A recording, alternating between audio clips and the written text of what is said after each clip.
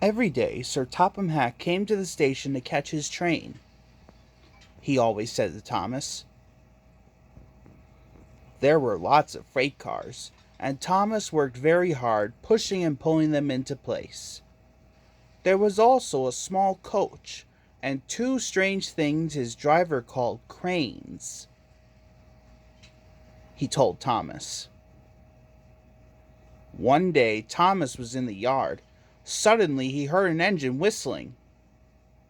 A freight train came rushing through much too fast. The engine was James, and he was frightened. His brake blocks were on fire. He panted. Laughed the freight cars, still whistling. Poor James disappeared, said Thomas the tank engine. Soon came the alarm. Thomas was coupled on, and off they went.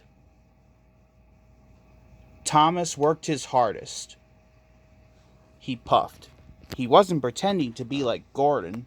He really meant it. James's driver and fireman were feeling him all over to see if he was hurt. They said. Thomas pushed the breakdown train alongside.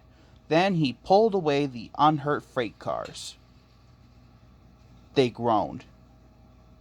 Puffed Thomas.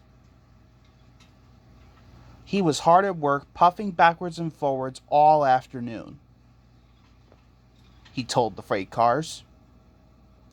And they answered. They left the broken cars. Then, with two cranes, they put James back on the rails. He tried to move, but he couldn't, so Thomas helped him back to the shed. Sir Topham Hatt was waiting anxiously for them. He said, Thomas. Now Thomas is as happy as can be. He has a branch line and two coaches called Annie and Clarabelle. He puffs proudly backwards and forwards with them all day. He is never lonely. Edward and Henry stop quite often and tell him the news. Gordon is always in a hurry, but never forgets to say, and Thomas always whistles in return.